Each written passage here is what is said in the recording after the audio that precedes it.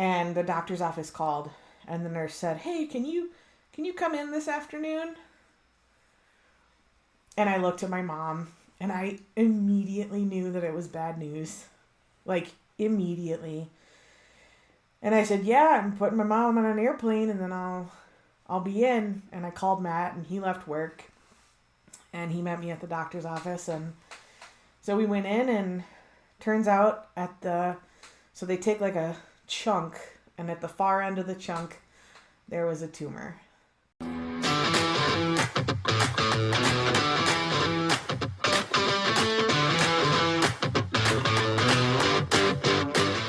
This is the FarmHopLife Podcast, episode 5. I'm Matt. I'm Katie. Happy St. Patrick's Day. That's why we're both wearing green. Is it? Tomorrow. Oh, okay. Well, yeah. Tomorrow. Yeah, we planned that. This being Wednesday, we're recording this. Come out tomorrow. St. Patrick's Day. Whatever. Totally planned.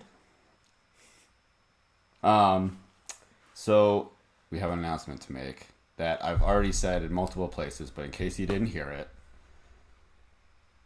We're pregnant!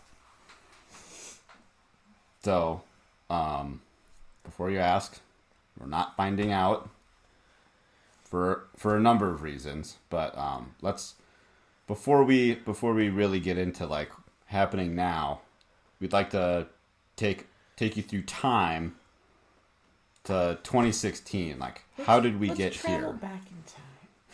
We're gonna time travel tonight. Yes, yeah. It's quite a story, and I like telling the story because it makes people feel good about the story. So I forget to tell the story a lot, and then I get reminded about it, and I'm like, oh, yeah, I guess that was kind of a big deal. So let's explain. So back in you started. 2016, okay. Yeah, 2016, we moved to Montana after having been dating for 7 months? 8 months, yep. Yeah. And obviously when you move to a new state, you have to get new health insurance and, be an adult and go to the doctor. Well, not if you're Matt, but if you're me, you get a new doctor. And so I went in for a physical to get established with a new doctor. And about, a month after that? Probably? Yeah. We got a phone call that I had some abnormal results on a pap. And I had never had that before. I was kind of like caught off guard by it. Like, what does that mean? And so they said, well, we're going to do another test and come back in and blah, blah, blah. And you're going to get referred to this OB. And I had never had an OB before. And so I went and I met this doctor, and he did a small little biopsy in his office, and it came back as still abnormal. And so he said, okay, well, we're gonna have to plan to take a bigger chunk out, and it's gonna be like an inpatient surgery. You're gonna need a couple days off of work. Like, it's called a cone biopsy. And so my mom actually flew out to hang out and make sure that, I could get in and out of bed, and Matt could go to work because he was the only one making any money at that moment in time. So I think about a month went by, and we had the cone biopsy, and they said, okay, well, we'll call you in a couple days with the results. And they had basically told us, with the presence of abnormal cells, normally abnormal cells will progress into cancer. And so they said, you're going to want to think about if you're going to have kids and doing that soon and that type of stuff. And so then here we are, almost a year into dating, having serious conversations about, are we going to have kids? Are we going to have kids soon? Are we getting married? Like, all of these things. And yeah, like, obviously we live together. We moved a couple thousand miles away from family. Like, we've talked about if we were going to get married, but I don't think either one of us planned on it being a year into dating. But so between the first little biopsy and then the surgery, we had gone to a national park up in Canada for our 1-year anniversary. And with all of this all these questions in our heads rolling around, debating if we were going to start trying to have a kid, debating if we were going to get married, like kind of stressing out about it. Somebody here went and bought a ring and proposed. Totally caught me off guard. Hold on. It was an Etsy ring, so like, because I'm cheap. But it's beautiful. So, and then a local jeweler broke it, so we had to get it redone anyways. So okay, but we still have the stone, and that was the cool part. That was the cool part. He got me a blue moissanite, and we had agreed, let's not waste our money on a diamond. And I had mentioned that I liked kind of different rings, but anyways, we're getting off track. That's probably my fault. Anyways. Part of the story. I proposed, so like we had something to talk about. Whoa, okay, that sounded bad. It wasn't just like all doom and gloom cancer. Like, there's gonna be a future.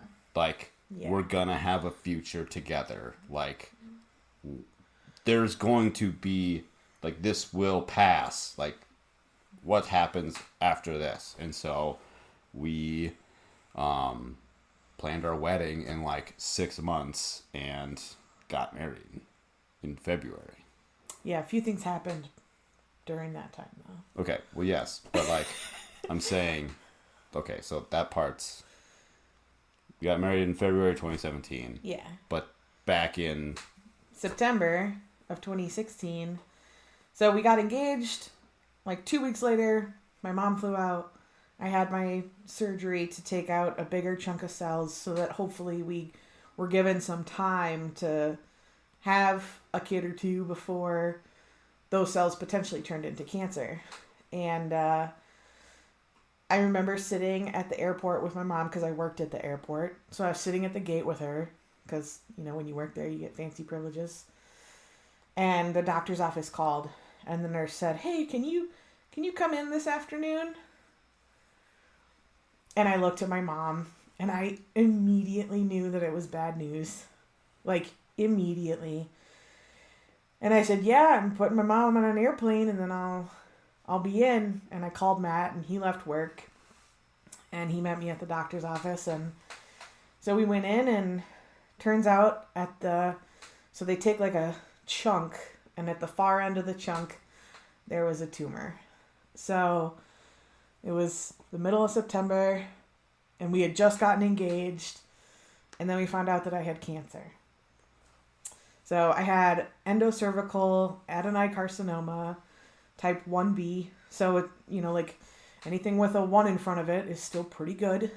And then I'd say obviously the worst part of the whole thing for me was we then got told we had to wait 6 weeks for me to heal from that surgery before I was allowed to have a PET scan to find out if it had spread at all. So you wait 6 weeks just going through all these like worst case scenarios in your head. Like, has it spread to my lymph nodes? Like, is the tumor bigger than they think it is? Am I going to have to do chemo? Like, all of these things just kind of going on. Anybody that has had like a hospital thingy or a bad diagnosis knows, like, it's a lot of unknowns and a lot of waiting. Like, you're waiting weeks, maybe months for answers and things. And so, like, your mind can just, like, spiral out of control, Which I did, like, daily, and he talked me down. So, and then, it was during that time we also started planning our wedding, like Matt was saying. So I was, having meltdowns and panicking about my health, and at the same time picking out flowers. So it was a nice little different way to change up my mindset. So then we had the PET scan done at the end of October, and I got told, the results of the PET scan are going to tell us whether you go in for chemo on Monday or whether we go in for surgery on Monday. And my OB, thankfully, somehow knew this amazing oncologist that was in Billings, which is 6 hours away from where we live. Mm-hmm. And he has a clinic in Missoula, which is right where we needed him to be. And it turned out that the tumor had not spread, and the PET scan showed just one tumor. And so I had a procedure called a radical trachelectomy, which was done robotically with the Da Vinci machine. So I didn't have at that point, a big giant scar across my stomach. I just had like these little points where they put in a little robotic arm to do their magic. We called them your buttons. So I have 5 little, like a half moon on my abdomen. But the surgery that he did is something that is still not widely done. The normal treatment when you find out you have cervical cancer is to do a total hysterectomy. And for someone who's younger, like a lot younger, I was 28 at the time? Yep. Yeah. So for somebody who's a lot younger, there's a new procedure that doctors are doing called the radical trachelectomy. And what they do is, sorry, this is going to get a little graphic. They take out the cervix almost completely. They remove a bunch of tissue that goes around that. And then they remove the top section of your vaginal canal. And then they just pull it all together and they sew it together with a trans-abdominal cerclage. So I basically have a giant stitch that holds everything together where the cervix is supposed to be. And then they leave some stuff in there to leave an opening so that you can still get pregnant naturally. A lot of women that end up having this procedure, they have problems with the stent that was put in to keep that opening secure, and they end up needing to have IUI or IVF treatment, and it ends up being a really long struggle for them. By some miracle, after 2 years of clean scans and a clean MRI, we were given the okay by my oncologist to try to get pregnant. And it took 11 months, but we got pregnant. And it was like a phone call where like, hey, you're going to need to like ejaculate into a cup so we can see if it's you. And like 2 days later, I think, after making that appointment, we found out we were pregnant. It was really fast. So we didn't have to go find out if that was the reason we weren't pregnant. It was really nice to be able to cancel that appointment.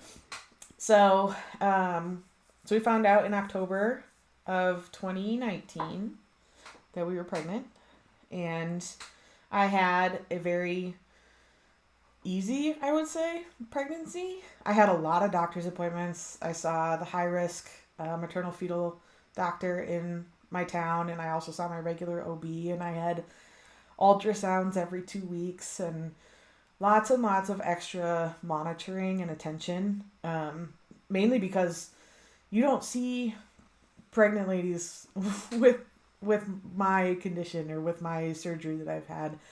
Like, especially for our area.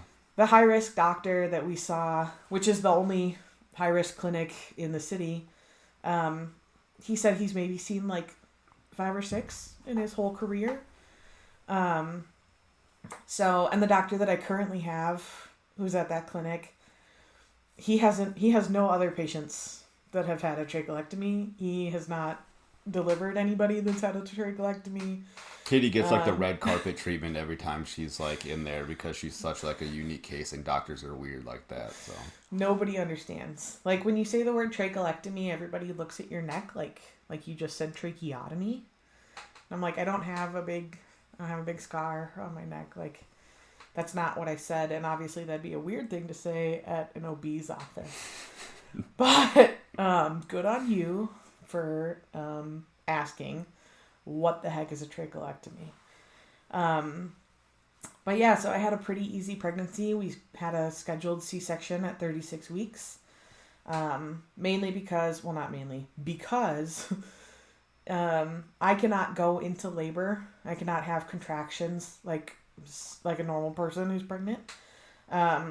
The force of the contraction could cause the tissue around my cerclage, my stitch, to rip. And if that starts ripping, we have a really big problem. We need to get to a hospital immediately. So I'm on restrictions like no traveling and try not to be more than an hour away from the hospital, which we live 45 minutes from the hospital. So thankfully we didn't have to move. But yeah, so we had Milo, our son, in May of 2020. So on top of a super complicated high-risk pregnancy, we got to deal with COVID. So that was cool. I always say that you got like the least like satisfying birth of all time, because we get to I almost at the airport. We're always like at the airport. We're at the hospital early, like 5-6 o'clock. 5 a.m. check-in. Yeah. And so, like, they got to test her for COVID, and so they shove a swab up her nose, like, right when we get there. And I'm like, am I getting one? They're like, well, nope. If she had it, you'd have it. And I was like, you could have tested. Like, I would have done it. Why can't we do it the other way around? Yeah, like, she's already, whatever. So, hospitals. And so, like, she's getting prepped. I'm waiting outside. And so, like, okay, you're allowed to come in. Like, we're just about ready. And so, like, I'm there. I'm holding her hand. There's, like, this blue curtain. So, Katie can't see anything. I'm, like, peeking over. I'm like, oh, wow. Matt's taking pictures so that I can see what's happening. Yeah. And so, they're like, all right, it's just about to come out. So, like, I put my phone, like, over the curtain really quick and got, like, a picture or two. And so, like, baby came out. He was crying. Katie can't see him. She can just hear him. You know, delivering a month early, you're like, oh man, is he going to be okay? And he came out and he was screaming, and I was like, that's perfect. Like, that's what we wanted. And then, like, 4 minutes later, him and Matt were gone. Yeah, we had to bring him to the NICU right away because he was having, like breathing problems or whatever. And then, so, like, you didn't get to see him for, like, a couple hours. It was, like, 6 hours later. Because, I had a spinal block. So basically from like the middle of your arm down, you're completely numb. Like you can't feel anything. And after like 6 hours, Milo had been intubated and Matt was coming back and forth between the NICU and me and seeing how I was doing and showing me pictures and videos of Milo. And I mean, it was like a 30-foot walk between the two, so... But finally, they wheeled my bed in there so that I could see my son for the first time. That was hard. That was really hard. Not being able to, like, get out of bed and even hold him or touch him or anything. Like, that was difficult. So, but... He was a trooper. We were in the NICU for 10 days, slowly weaning him off of oxygen and making sure that he was eating. And after 10 days, we got to come home. And he has been above all the percentiles ever since. Even though being a month early, he kicks ass. Yep. He's huge. He's like a tank. He is a little tank. He's got a hard head like me, which is very handy. Yep. And his feet are like little hams. Is what we say. He's almost 2, and he's wearing like a toddler size 8 shoe, which is just crazy. So, but yeah, so he's doing really well. We're hoping that this baby will also be doing really well when they come, which will also be at 36 weeks. I attempted to talk to my doctors about waiting like an extra 5 or 6 days just to let the baby's lungs develop a little bit more and not be so early. And neither one of my doctors were big fans of that idea.